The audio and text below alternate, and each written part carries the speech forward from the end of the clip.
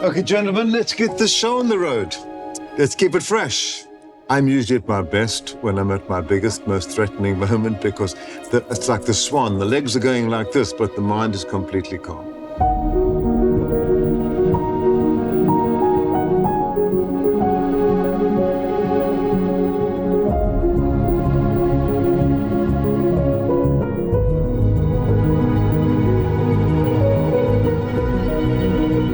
Some people try to call me Cole, but I prefer to be called Colin.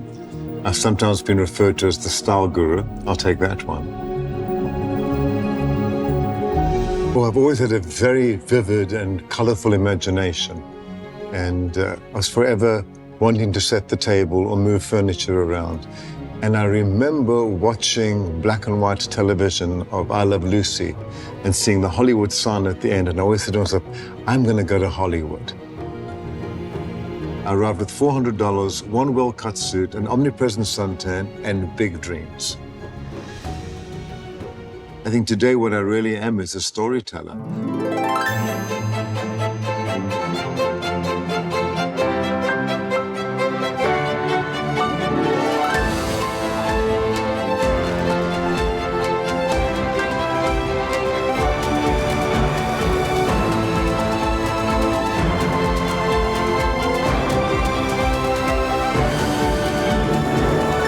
My process really is, first of all, to listen, and then I start to dream. It costs nothing to dream. Whether it's a tent in a field, whether it's a ballroom, I look how it's never been used before. It's like dropping in slides of what you smell, touch, taste, see, and hear, and I start to see it come together. Great style comes from ruthless editing. And we live in a world that's over-assorted, over-consumed with every possible product. We don't need another product.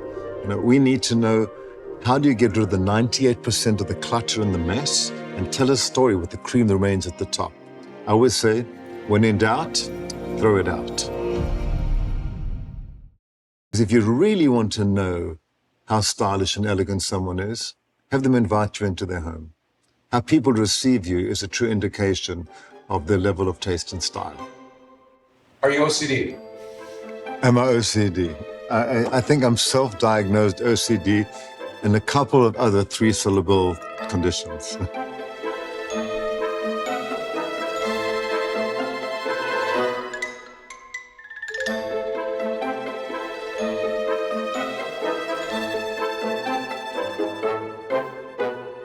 He gives orders when you are cooking. Bring me the knife, bring me this, bring me that. And it's a lot of like... But you know, it's interesting. Cooking is a science. Yeah. It really is. And it's timing and it's temperature. I like to get shit done. What can I tell you? In 1997, I opened an office and I moved to New York City. And it was a very exciting time for me.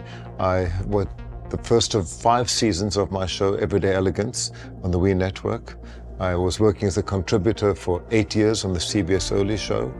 I spent another 8 years on the Today Show with NBC.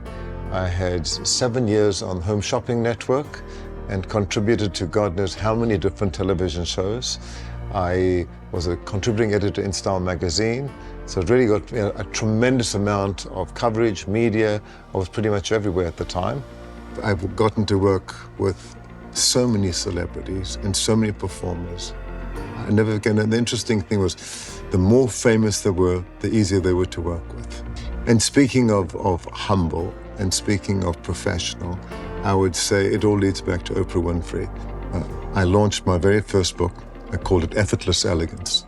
If it's not effortless, it's not elegant. Okay? It was an entertaining cookbook. And I presented this on her show in Chicago. And very shortly after that, we became friends, and I started producing her parties for her. And her team asked me to produce her 50th birthday for her. The most glamorous black tie ball anybody has ever seen before. Coming up. Ever. You know, that really cemented our friendship. And I did every single event for her. Let me just say, party planner extraordinaire. Tell us what your favorite moment was of the night. My favorite moment, there were many, but my real favorite moment of the night was when you walked into the dining pavilion for the first time and you had to catch your breath for a second before I could take you to your place. Yeah. That just made it all so worthwhile. I have two favorite moments. I have walking in and the violinists were all serenading us. Okay, when I went, well, this is gonna be some party. So there was a moment where all the waiters lined up behind us like soldiers. Like the Rockettes. Like it was like the Rockettes. And they were all choreographed so that all your plates came down at the same time. All your plates were taken away at the same time. They had hand signals. Look at that. It was unbelievable. What I thought was good about that party, Colin, that everybody who was there felt special. Oprah's 50th birthday was an epic extravaganza. It was phenomenal. But I wasn't really prepared for what was coming down the line when we did the Legends Ball together. I called Colin Cowie. Hello, darling. Hello, darling. There's Colin. How are you, my dear? Because if you're gonna have a big party, who do you call? You call Colin Cowie. You could not have known that your collective example of the limitless possibilities that were open to us are what allowed us to look into our mother's eye and say, Mama, I want to be a singer. Mama, I want to be an actress. Mama, I want to be a dancer. All we really want to do is thank all of you for being there for all of us. Oprah never missed a beat. She truly honored these legends in the most magnanimous way while recognizing the future generation. I remember looking around the room at the Legends Ball on the Saturday night and thinking, I've never been surrounded by so much greatness in my life before.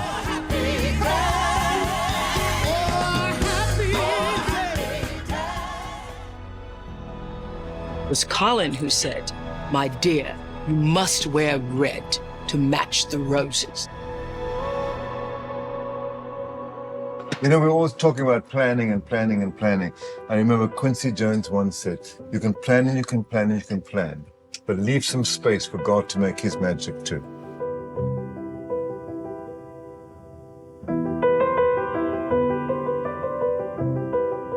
Oh my God, my mother was my best friend, and I spoke to my mother until 8 years ago, every single day of my life.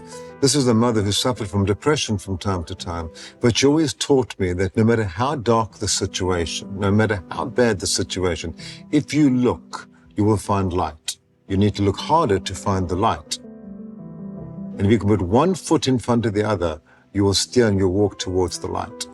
And I've weathered many, many storms in my career and in my life. And those have been some of the most sound advice I ever received.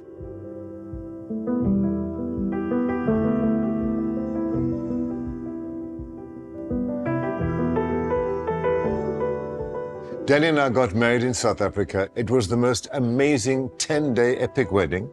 We came back to the US, and 2 weeks later, we were in lockdown with COVID. A lot of things happened in that period of time. First of all, every paying job, every customer was canceled, and I got to finish my book, my 11th book, The Gold Standard, so that was something very positive. And I launched Thrive Hospitality, which was this consulting company, and I traveled to South Florida. I took 3 meetings, I went back with 2 contracts. And the most important thing for me was to keep my team together.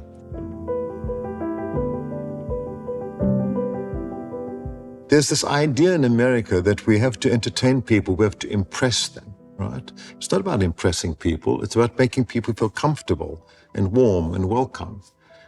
And for all my great successes, I've had some amazing failures, some spectacular failures. We were doing a time lapse of it. So you see all the fabric go up, you see it come down, you see it go up again.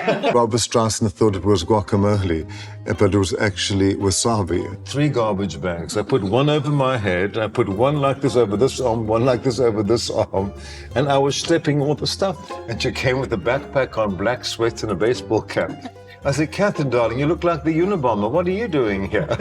He forgot about the bathroom completely. I designed a cake and I sent him the cake and he built the cake in centimeters and I designed the cake in feet.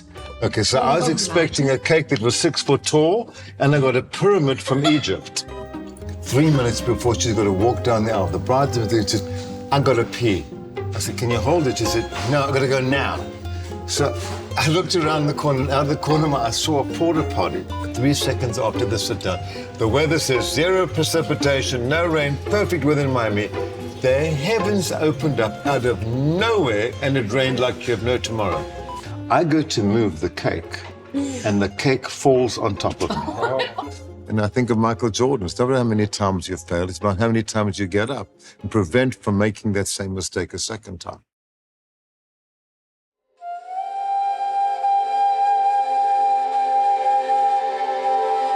I've seen mothers cry. I've seen lovers reunite. I've seen people with tears in their eyes. It's all about how we make you feel. And it's not about what's beautiful. It's about what you remember, what you take home with you. That's why we do what we do. Sol Kersner, the legendary South African hotelier, was one of my biggest clients, a personal friend and mentor. He commissioned me to design and produce the opening of Atlantis Dubai, which clearly set a new bar. While my focus will always be creating extraordinary events, honoring and celebrating my clients, I have a passion to focus a next part of my journey on community-based safari lodges in Southern Africa. Basically, the idea of taking everything that I've learned in this journey in the last 40 years and bringing it to be able to create these community-based lodges. The lodge exists because of the community. So as we fix up the lodge, we fix up the community and we empower them. There's a lot of protected land in Southern Africa that is ripe and ready to develop lodges in these places. This is an ideal spot. We need to figure out how can we be not good, not better, but the best. I'm a very, very avid safari person. I've probably gone on 60 safaris in my life. And I mean, when you travel through Botswana and Zambia and Zimbabwe and Southern Africa, it's extraordinary to be in that environment. It's, for me, the antidote to civilization. You know, the first day you travel, you want to see all the animals and everything. But something happens in the third day. It's like in the third day, you start to smell the earth and see the color of the sky. I think what happens when you're in that environment, what's important becomes very unimportant. And what's unimportant becomes extremely important. That's my most creative time. That's where my best ideas come from, because all the chat is gone.